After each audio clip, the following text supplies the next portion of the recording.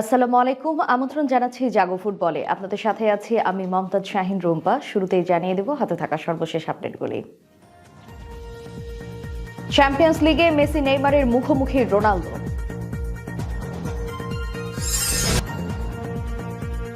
গার্দিওলার দেখানো পথেই চলছে জাভি।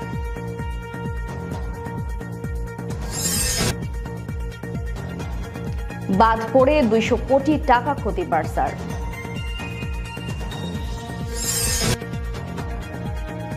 ব্যালন ডিওরের স্বপ্ন দেখছেন ভিনিসিয়াস। বড় দলগুলোর বিপদের কারণ হতে পারে আয়াক্স। এবং আবারও প্রিমিয়ার লিগে করোনার থাবা। শুনছিলেন সংবাদ শিরোনাম, এবারে বিস্তারিত। 2017 সালের সর্বশেষ এমন কিছু দেখা গিয়েছিল। মেসি নেইমার একসঙ্গে খেলছেন, প্রতিপক্ষ দলে ক্রিস্টিয়ানো রোনালদো। গত এক দশকের সেরা এল ক্লাসিকোর পরের মৌসুমে বার্সেলোনা ছেড়ে গেছেন নেইমার। এরপর মেসি ও রোনালদো বেশ কয়েকবার মুখোমুখি হয়েছেন। নেইমার ও রোনালদো মুখোমুখি হয়েছেন, কিন্তু 2014 থেকে 2017 সালের নিয়মিত দৃশ্যটি আর দেখা যাচ্ছিল না।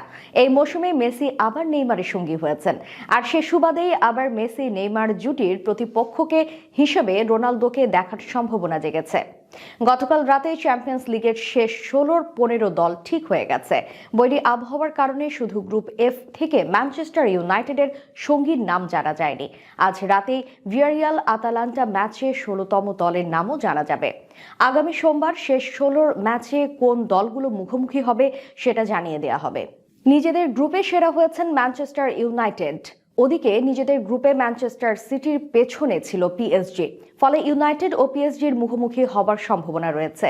হিসাব নিকাশ বলছে মেসি নেইমারের পিএসজি ও রোনালদোর ইউনাইটেডের মুখোমুখি হবার সম্ভাবনা বেশ ভালো। চ্যাম্পিয়ন্স লিগে শেষ 16 ড্র হওয়ার আগে কিছু মাপকাঠি দেওয়া থাকে।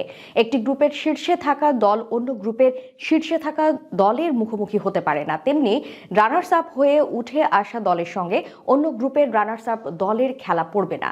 একটি গ্রুপ থেকে যে দুইটি দল উঠে আসে তাদের মুখোমুখি হওয়ার সুযোগ নেই। একই দেশের দলগুলো শেষ 16তে মুখোমুখি হয় না। ফলে ম্যানচেস্টার ইউনাইটেডের সঙ্গে Manchester city, Liverpool, Chelsea, Villarreal বা আটালান্টার খেলা পড়বে না। পিএসজির যেমন সিটি বা ফ্রান্সের লিলের সঙ্গে খেলা পড়বে না। বার্সেলোনার ইতিহাসের সেরা কোচদের তালিকা করলে সেখানে উপরের দিকেই থাকবে পেপ গার্দিওলার নামটি। বার্সেলোনা তার কোচিংয়ে ইতিহাস তৈরি করেছিল। ট্রেবল জয় থেকে শুরু করে তার সময়টা ছিল বার্সার সোনালী সময়গুলোর একটি। পুরো ইউরোপে আধিপত্য বিস্তার করেছিল গার্দিওলার বার্সেলোনা। তবে সেই গার্দিওলার বার্সাতে শুরুটা কিন্তু মোটেও ভালো ছিল না। প্রথম 5 ম্যাচের মধ্যে 2টি জয়, 2টি পরাজয় এবং 1টি ম্যাচ ড্র করেছিল। সাবেক পেপ গার্দিওলার পথেই যেন হাঁটছে জাভি। তার অধীনে বার্সেলোনাও 5টি ম্যাচের মধ্যে জিতেছে 2টি, হেরেছে 2টি এবং ড্র করেছে 1টি।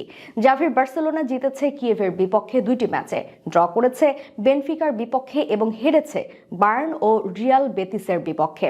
তবে পার্থক্য রয়েছে একটি, গার্দিওলার অধীনে বার্সাকে ইউরোপা লিগে খেলতে হয়নি, কিন্তু জাভির অধীনে সেটাই এখন করতে হবে বার্সাকে। এদিকে 2 দশক পর চ্যাম্পিয়ন্স লিগের গ্রুপ পর্বে বাদ পড়েছে বার্সেলোনা। কাতালান ক্লাবটির ঐতিহ্য বা সম্মানে এটা বড় এক ধাক্কাই বলা চলে। তবে এর থেকেও বড় ধাক্কাটা লেগেছে আর্থিকভাবে। নকআউট পর্বে পৌঁছাতে না পারায় প্রায় 200 কোটি টাকার ক্ষতির সম্মুখীন বার্সেলোনা। গতকাল রাতে বায়ার্ন মিউনিখের কাছে 3-0 গোলে হেরে বিদায় নিশ্চিত হয়েছে বার্সেলোনার। সাম্প্রতিক সময়ে আর্থিকভাবে ধুঁকতে থাকা ক্লাবটির জন্য এটা একটা বিশাল ধাক্কা। গ্রুপ পর্বে বাদ পড়ায় একদিকে যেমন চ্যাম্পিয়ন্স লিগের মোটা অঙ্কের টাকা হাতছাড়া হয়েছে, তেমনি টিভি সত্ত্ব বা স্পন্সরদের কাছ থেকেও বড় ধাক্কা অপেক্ষা করছে ক্লাবটির জন্য। স্প্যানিশ দৈনিক বার্সা ব্লাউ গ্লানার্স এর এক প্রতিবেদনের মতে চ্যাম্পিয়ন্স লিগে অন্তত কোয়ার্টার ফাইনালে পৌঁছানোর লক্ষ্য ছিল বার্সেলোনার। গ্রুপ পর্বের বাধা টপকাতে না পারায় 20.2 বিলিয়ন ইউরো বা প্রায় 200 কোটি টাকা হাতছাড়া হলো বার্সেলোনার। শেষ 16তে পৌঁছাতে পারলে বার্সেলোনাকে 9.6 মিলিয়ন ইউরো বা প্রায় 100 কোটি টাকা প্রদান করা হতো। আর কোয়ার্টারে পৌঁছাতে পারলে বার্সেলোনা পেত আরও 10.6 মিলিয়ন ইউরো, বাংলাদেশি মুদ্রায় যা 100 কোটিরও বেশি। গ্রুপ পর্বে প্রতি ম্যাচ জয়ে প্রায় 27 কোটি টাকা করে পায় ক্লাবগুলো, আর ড্র করলে পায় 9 কোটি। এবারের আসরে 2টি জয় পেয়েছে বার্সেলোনা, 1 ড্র। সেই হিসাবে এবারের আসর থেকে কাতালান ক্লাবটির আয় প্রায় 63 কোটি টাকা। এছাড়া স্পন্সর, টিভি স্বত্ব থেকে মোটা অঙ্কের টাকা পায় প্রতিটি ক্লাব। অপরদিকে চলতি মৌসুমে অসাধারণ খেলছেন রিয়াল মাদ্রিদ তরুণ তারকা ভিনিসিয়াস জুনিয়র। ইতোমধ্যে লা লিগার 10টি গোল করেছেন তিনি। গোল করেছেন চ্যাম্পিয়ন্স লিগে 2টি। তার থেকে উপরে আছে কেবল বেনজেমা। তবে কেবল গোল বা অ্যাসিস্ট নয়, সামগ্রিকভাবে ম্যাচের ফলাফলে ভিনিসিয়াস জুনিয়রের প্রভাব অনেক বেশি। তাই এটা এখন ভিনিসিয়াস জুনিয়রের মাদ্রিদ হয়ে গেছে। চলতি মৌসুমে যেভাবে পারফর্ম করছেন সেটা যদি মৌসুমের শেষ পর্যন্ত ধরে রাখতে পারেন এবং তার দলও যদি পায় সফলতা, তাহলে নিশ্চিতভাবেই ব্যালন ডিওর জয়ের জন্য দাবিদার হয়ে উঠবেন তিনি। ভিনিসিয়াস জুনিয়র কি ব্যালন ডিওর জেতার স্বপ্ন দেখছেন না? অবশ্যই দেখছেন, তবে সেটা এখন না হলেও বেশি দূরেও নয় বলেই মন্তব্য এই তরুণের। ভিনিসিয়াস জুনিয়র বলেন, আমি এটার জন্য কঠোর পরিশ্রম করছি। আমাকে অবশ্যই সর্বোচ্চ পর্যায়ে খেলতে হবে, সঠিক কাজ করতে হবে এবং সবসময় সেরাটা দিতে হবে। যদি আমি এভাবে খেলতে পারি তাহলে আমি জিততে পারি, তবে আমি এখনই সব নিয়ে ভাবছি না। আমার প্রধান কাজ হচ্ছে রিয়াল মাদ্রিদের হয়ে অনেক অনেক শিরোপা জেতা। উয়েফা চ্যাম্পিয়ন্স লিগের এবারের আসরে দারুণ পারফর্ম করে যাচ্ছে ডাচ ক্লাব আয়াক্স। এবারের আসরে তারা গড়েছে দারুণ এক রেকর্ড। তাদের আক্রমণ ভাগের প্লেয়ারগুলো আছে দারুণ ছন্দে। চলতি মৌসুমে চ্যাম্পিয়ন্স লিগের গ্রুপ পর্বে সবগুলো ম্যাচ জিতেছে আয়াক্স। এই 6 ম্যাচে তারা গোল করেছে 20টি এবং হজম করেছে মাত্র 5টি। ইতিহাসে প্রথম ডাচ ক্লাব হিসেবে গ্রুপ পর্বে সবগুলো ম্যাচে জিতেছে আয়াক্স। আবার এই 6টি ম্যাচের সবগুলোতেই গোল করেছে দলটির স্ট্রাইকার সেবাস্তিয়ান হালের। এবারের আসরে মোট 10টি গোল করেছেন। সেবাস্তিয়ানের দুর্দান্ত পারফরমেন্সের সঙ্গে রাইট উইংয়ের দারুণ ছন্দে আছে অ্যান্থনি। আয়াক্সের আক্রমণ ভাগের স্তম্ভ বলা যায়। গোল অ্যাসিস্ট নিয়মিতই করছেন তিনি। সঙ্গে ডেভিড নেরেস, বার্গেসরা আছেন ভালো ফর্মে। আয়াক্স গত কয়েকটি মৌসুম ধরে ভালো ফাইট করছে চ্যাম্পিয়ন্স লিগের আসরে। এবারও তারা যেভাবে এগিয়ে যাচ্ছে তাতে চমক দেখাতে পারে। এদিকে দলে কমপক্ষে 13 সদস্যের শরীরে ধরা পড়েছে করোনা ভাইরাস। বিষয়টা গত বুধবারই জানা গিয়েছিল টটেনহ্যাম কোচ অ্যান্টনিও কন্তের কথায়। সেই কারণে দলটির ইউরোপা কনফারেন্স লিগের খেলাও স্থগিত হয়। এর প্রায় একদিনেরও কম সময়ে এবার জানা গেল প্রিমিয়ার লিগের ম্যাচও স্থগিত হয়ে গেছে সেই করোনার কারণে। রবিবার ইংলিশ প্রিমিয়ার লিগে টটেনহ্যামের মুখোমুখি হওয়ার কথা ছিল ব্রাইটন অ্যান্ড হোভ আলবিয়নের বিপক্ষে। এবার সেই খেলাও বাতিল ঘোষণা হলো বৃহস্পতিবার রাতে। টটেনহ্যাম একটি বিবৃতির মাধ্যমে নিশ্চিত করেছে এই বিষয়টি।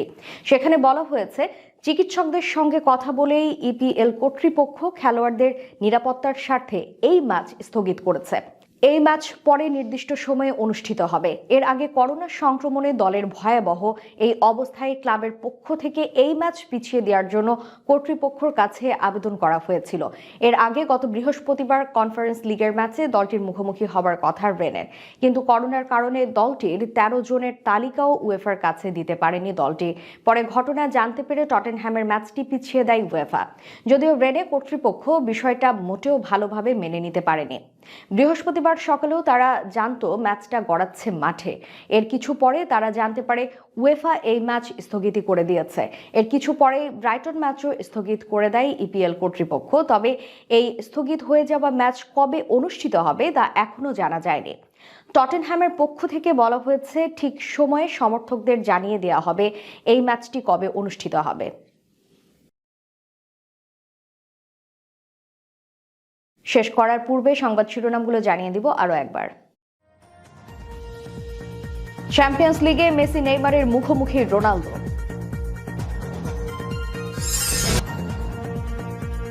গার্দিওলার দেখানো পথেই চলছে জাভি।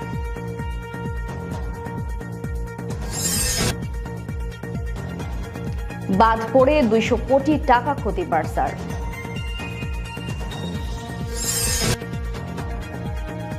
ব্যালন ডিওরের স্বপ্ন দেখছেন ভিনিসিয়াস।